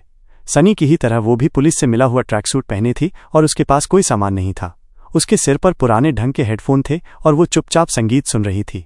उस लड़की में कुछ अलग सा था। ऐसा लगता था जैसे वो इस दुनिया से अलग खड़ी हो। आत्मविश्वासी भी थी और आत्मनिर्भर भी, लेकिन कहीं न कहीं अकेली भी दिखती थी। सनी ने बातचीत शुरू करने का कोई इरादा नहीं किया। पता नहीं उसकी फ्लॉ की वजह से क्या मुश्किल खड़ी हो जाए। चुप रहना ही बेहतर था। उसने लड़की की ओर देखा और धीरे से सांस छोड़ी। सोचता हूं उसकी फ्लॉ क्या होगी।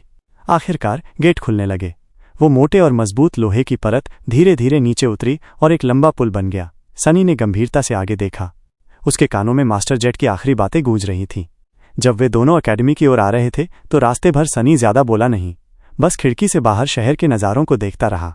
सच कहें तो ये उसका पहला मौका था कि वो किसी पर्सनल ट्रांसपोर्ट व्हीकल में बैठा था। आम लोग तो इसके बारे में सोच भी नहीं सकते थे। सनी अब तक बस पुलिस की गाड़ी में ही बैठा था, वो भी कुछ अलग कारणों से। रास्ते में एक समय मास्टर जेट ने उसकी ओर देखकर कहा, हम दोनों ही शहर के किनारों से आते हैं, इसलिए मैं तुम्हें 3 सलाह दूंगी। मानना न मानना तुम्हारी मर्जी। सनी ने चुपचाप उसकी ओर देखा। पहली सलाह यह है कि एकेडमी में दाखिला लेते ही वो तुम्हें मनोवैज्ञानिक परामर्श के लिए बुलाएंगे। वहां अगर तुम अपने नाइटमेयर और अप्रेजल की जानकारी दोगे तो तुम्हें इनाम भी मिलेगा। शायद एक सोल शार्ड या फिर कई मिल जाएं। सनी भौहें चढ़ाकर बोला, क्या आप मुझे फिर से साइकाइट्रिस्ट के पास भेजना चाह रही हैं? जेट ने सिर हिलाया। नहीं, मैं कह रही हूं कि मना कर देना। सनी हैरान हुआ। क्यों? थोड़ा रुककर जेट ने जवाब दिया, तुम अभी नए हो, समझ नहीं पाओगे। लेकिन ड्रीम रेल में नाइटमेयर क्रीचर्स ही खतरा नहीं होते, इंसान भी उतने ही खतरनाक हो जाते हैं। जितना कम लोग तुम्हारे एस्पेक्ट के बारे में जानेंगे उतना ही अच्छा। सनी ने धीरे से सिर हिलाया। तो ये बात है। जेट बोली, एक ताकतवर अवेकेंड को हराने का सबसे आसान तरीका उसकी फ्लॉ का इस्तेमाल करना है। इसी वजह से एकेडमी में युवाओं को तरह तरह से उकसाया जाता है कि वो अपनी फ्लॉ और एस्पेक्ट सबको बताएं। मैं ये नहीं कहती कि सरकार तुम्हारी इन्फॉर्मेशन लीक करेगी, लेकिन जितने लोग जानेंगे उतना ही खतरा है। ये सनी को बहुत सही बात लगी। धन्यवाद मास्टर जेट। वो हल्के से मुस्कुराई। दूसरी सलाह यह है कि एकेडमी में तुम्हें बहुत सारे कोर्सेज मिलेंगे। अलग अलग कॉम्बैट ट्रेनिंग, नाइटमेयर क्रीचर के बारे में गहराई से पढ़ाई, सॉर्सरी की बुनियाद, आर्टिफैक्ट्स का अध्ययन वगैरह। सनी ने गला निगलते हुए सोचा। सच तो ये था कि वो पहले से ही सोच रहा था किस हथियार की ट्रेनिंग ले। 4 हफ्तों में वो किसी हथियार में मास्टर तो नहीं बन सकता, लेकिन कम से कम थोड़ा बहुत सीख तो सकता है। जेट ने उसकी ओर देखा। इन सब की चिंता मत करना, तुम्हारे पास सिर्फ एक ही कोर्स करने का समय है, विल्डरनेस सर्वाइवल। सनी ने पलकें झपकाईं। क्या? जेट ने कहा, शहर के बच्चे स्कूल और ट्यूटर से बहुत कुछ सीख जाते हैं, लेकिन हमारे पास वो सब नहीं। जरा सोचो, तुम्हारे नाइटमेयर में तुम्हारी जान को सबसे ज्यादा खतरा किससे था? सनी ने याद किया। सतह पर तो सबसे बड़ा खतरा था टायरेंट, उसके बाद हीरो और ऑफ द नाइन, लेकिन असली खतरा जिसने उसे लगभग मार ही दिया था वो था ठंड। जेट ने मुस्कुराते हुए कहा, सही जवाब। तुम सिर्फ शहर में जीना जानते हो, लेकिन ड्रीम रेल्म तो ज्यादातर विल्डरनेस है। क्या तुम आग जलाना जानते हो, खाना ढूंढना जानते हो, सुरक्षित जगह बनाना जानते हो? अगर तुम भूख या ठंड से मर गए तो राक्षसों से लड़ने का क्या फायदा? मैंने ये सब अपनी जान देकर सीखा है। सनी ने सिर झुका लिया। ये तो बहुत साफ बात थी, फिर भी उसने कभी सोचा ही नहीं। उसके अपने पिछले अनुभवों ने उसकी सोच को बांध रखा था। उस समय मास्टर जेट ने कार रोकी और बाहर निकल गई। सनी भी उतरा और सामने दिखे लोहे के उस विशाल गेट को देखकर दंग रह गया। तो ये है मशहूर अवेकेंड एकेडमी। कुछ देर बाद उसने जेट की ओर देखा। यहीं तक मेरा काम है, जेट ने कहा। मैं पहले ही सूचना दे चुकी हूं, अब कोई आकर तुम्हें अंदर ले जाएगा। उसकी नीली आंखों में एक अजीब सा अंधेरा झलक रहा था। सनी को अचानक ठंड लगने लगी। तीसरी सलाह? जेट ने उसकी ओर देखा और धीरे से बोली, याद रखना, ड्रीम रेल्म में कोई अकेले सर्वाइव नहीं कर सकता। यह राय नहीं, सच्चाई है। चाहे लोग तुम्हारे साथ कैसा भी बर्ताव करें, कोशिश करना कि उनसे अच्छा रिश्ता बना रहे। शायद ये तुम्हारी जान बचा ले। फिर वो अचानक मुस्कुराई और सनी के कंधे पर हाथ रखा। अभी तक तुमने अच्छा किया है, आगे भी अपनी जान बचाए रखना। फिर वो अपने पीटीवी में बैठी और चली गई। बस ऐसे ही वो गायब हो गई। पुल जमीन से जुड़ते ही एक बड़ी आवाज के साथ थम गया। सनी ने आगे देखते हुए सोचा कि आने वाले 4 हफ्तों में उसकी जिंदगी कैसी होने वाली है। अपनी फ्लॉ और एस्पेक्ट को सीक्रेट रखना, जंगल में सर्वाइवल सीखना और दूसरे स्लीपर्स के साथ अच्छा व्यवहार करना। सुनने में ये सब आसान लगता था, लेकिन सनी के मन में एक अजीब यकीन था कि ये 4 हफ्ते उसके फर्स्ट नाइटमेयर जितने ही कठिन होंगे, शायद उससे भी ज्यादा। चांदी जैसे बालों वाली लड़की बिना कुछ सोचे पुल पर कदम रख चुकी थी। सनी ने लंबी सांस ली और अनमने ढंग से उसके पीछे हो लिया। अकेडमी का जो हिस्सा स्लीपर लोगों के लिए था वो ज्यादा बड़ा नहीं था। वो अकेडमी के दक्षिण हिस्से में बना हुआ था, चारों तरफ ट्रेनिंग फील्ड्स और पार्कों से घिरा हुआ। ये एक नीचा मॉडर्न सा बिल्डिंग था, मजबूत रीइंफोर्स्ड मटेरियल से बना हुआ। अकेडमी की ज्यादातर इमारतों की तरह इसका भी ज्यादा हिस्सा जमीन के नीचे छुपा हुआ था। ऊपर सिर्फ 2-4 मंजिलें ही दिखती थीं। बाहर से देखो तो सफेद चमचमाती एलॉय की दीवारें और चौड़े चौड़े शीशे की खिड़कियां गर्मियों में हरी भरी जमीन के बीच बेहद खूबसूरत लगती होंगी। अंदर से ये इमारत चौड़ी, खुली और रोशनी से भरी हुई थी। सनी और वो चांदी जैसे बालों वाली लड़की को एक बड़े हॉल में ले जाया गया, जहां पहले से ही 100 के आसपास नौजवान लड़के लड़कियां बैठे थे। ये सब लोग भी वही स्लीपर्स थे जिनकी किस्मत सनी और उस लड़की जैसी ही रही थी और इंडक्शन सेरेमनी शुरू होने का इंतजार कर रहे थे। ज्यादातर लोग घबराए हुए, तनाव में और उत्साहित थे। अकेडमी की लॉजिस्टिक्स हमेशा से एडमिनिस्ट्रेटर्स के लिए सिरदर्द बनी रहती थी, क्योंकि स्पेल लोगों को जिस तरह इन्फेक्ट करता था उसमें कोई स्थिरता नहीं थी। इसलिए स्लीपर्स को एक तय शेड्यूल पर पढ़ाना नामुमकिन था। किसी को ड्रीम रेल्म के लिए 1 साल का समय मिलता, किसी को कुछ महीने और किसी को तो बस चंद दिन। इसीलिए इंडक्शन सेरेमनीज साल की शुरुआत में महीने में 1 बार होती थी और जैसे जैसे सर्दी का सोल्स्टिस पास आता वैसे वैसे हर हफ्ते की जाने लगती थी। कुछ स्लीपर्स को इंडक्शन के लिए दिनों तक इंतजार करना पड़ता, लेकिन सनी की किस्मत अच्छी थी कि उसे सेरेमनी शुरू होने के कुछ ही घंटे पहले अकेडमी पहुंचा दिया गया। हॉल में आकर सनी ने 2 बातें समझी। पहली ये कि हर कोई अच्छे कपड़े पहने हुए था और अपने साथ कोई सूटकेस, डफल बैग या कम से कम बैकपैक लेकर आया था। यानी सब लोग घर से तैयारी करके आए थे, अपने फैमिली वालों से विदा लेकर। जबकि सनी और वो सिल्वर हेड लड़की दोनों खाली हाथ आए थे, ऊपर से पुलिस वाले कपड़ों में। सनी को पहले लगता था कि ये कोई बड़ी बात नहीं, लेकिन अब समझ आया कि ये तो सबकी नज़र में अलग सा अजीब सा लग रहा है। उसने मन ही मन कहा, ठीक है, ये बात समझ में आती है। दूसरी बात उसने ये जानी कि मास्टर जेट जब खुद को अवेकेंड लोगों के बीच बिलो एवरेज कहती है तो वो मजाक नहीं कर रही थी। यहाँ मौजूद सारे नौजवान जो बस अवेकेंड बनने की शुरुआत कर रहे थे, उनके रूप रंग लाजवाब थे। हर कोई खूबसूरत, तंदुरुस्त और दमकता हुआ। सनी ने गला निगला, फिर भी मुझे लगता है इनमें से कोई भी उसके बराबर नहीं। हो सकता है उसका शरीर इतना परफेक्ट ना हो, पर पता नहीं क्यों जब वो कमरे में आती है तो लगता है जैसे परछाइयाँ और गहरी हो गईं और तापमान कुछ डिग्री गिर गया। क्या यही फर्क होता है स्लीपर और मास्टर में? लेकिन सनी को पता था कि वो असल बात से बस भाग रहा है। क्योंकि उसकी हालत अब मुश्किल होने वाली थी। वो झूठ नहीं बोल सकता था और ये सारे एक्साइटेड टीनेजर्स, चाहे वो कैसे भी दिखते हों या क्या पहनते हों, एक ही चीज़ चाहते थे, बात करना। हर कोई अपने फेलो स्लीपर्स से बातें करना चाहता था, अपने नाइटमेयर्स पर, ड्रीम रिल्म की यात्रा पर, या फिर बस यूं ही मजाक में। सवाल पूछना चाहते थे, सवालों का जवाब चाहते थे, कोई गंभीर चर्चा तो कोई हल्की फुल्की बातें। हर कोई अपनी बात शेयर करना चाहता था। सनी ने अंदर ही अंदर कराहते हुए सोचा, ये तो सच्चा नाइटमेयर है, मैं तो गया। फिर उसने दांत भींचे और गहरी सांस छोड़ी। सोच, जैसे तू अपनी ट्रायल ही जारी रख रहा है। जब तूने काले माउंटेन पर जिंदा रह लिया तो ये भी झेल लेगा। उसने हीरोज, विलन्स, मॉन्स्टर्स, यहां तक कि गॉड्स तक का सामना किया था। क्या अब वो कुछ टीनेजर्स से डर जाएगा? लेकिन शायद उसने टीनेजर्स की असली डरावनी ताकत को कम आंका था। आधे घंटे में हॉल के लगभग हर इंसान ने सनी से नफरत करना शुरू कर दिया। कुछ बातचीतों के बाद सनी की छवि एक बदतमीज, बेहुदा और गंदे ख्यालों वाला इंसान बन गई। ये नाम जल्दी ही फैल गया। उसे कई बार थप्पड़ भी पड़े, एक बार तो घूंसा भी। और इसी चक्कर में सनी को अपने बारे में 2-3 नई बातें पता चलीं कि अंदर से वो वाकई बदजुबान, घमंडी और थोड़ा कामुक किस्म का है।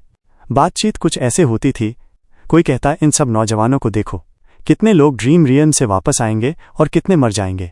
तुम्हें क्या लगता है हमारे चांसेस क्या हैं? सनी बोल देता, मुझे नहीं पता, लेकिन इतना पक्का है कि तुम जैसे घमंडी बेवकूफ़ पहले मरोगे।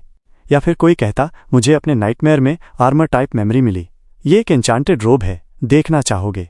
सनी बोलता, असल में मैं तो तुम्हें रोब के बिना देखना ज़्यादा पसंद करूंगा। या फिर कोई कहता, फिर वो नीच लोग लाशों को लूटने लगे, यहां तक कि जूते भी उतार लिए। बताओ, कैसा इंसान होगा जो किसी मरे हुए के जूते उठा ले?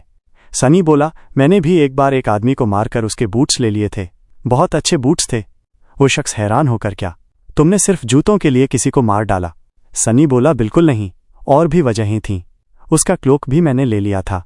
धीरे धीरे सनी पूरी तरह से अलग थलग पड़ गया। सब उससे बचने लगे, लेकिन उसे कोई परवाह नहीं थी। वो एक कोने में जाके खड़ा हो गया, खुश था कि अब कोई उससे बात नहीं करना चाहता।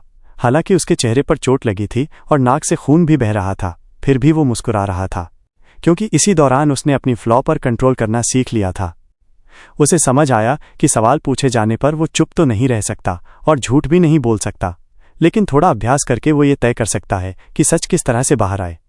ये ऐसे होता था, कोई सवाल पूछते ही उसके दिमाग में एक सच्चा जवाब आ जाता, फिर फ्लॉ उसे वो बोलने पर मजबूर करता।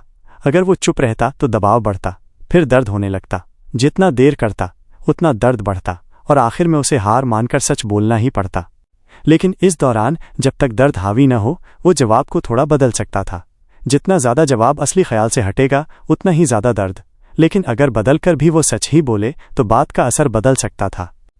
जैसे अगर मास्टर जेट उसे घूरते हुए पकड़ लेती और पूछती कि तू क्या देख रहा है, तो वो शर्मिंदा होने के बजाय थोड़ा दर्द सहकर बस इतना कह सकता था, तुम्हें। ये भी सच होता, लेकिन असर पूरी तरह अलग पड़ता। कोने में खड़ा सनी मुस्कुराया और बाकी स्लीपर्स को देखा। ये तो बहुत अच्छा है, सच में बहुत बढ़िया, इससे मैं काम चला सकता हूँ।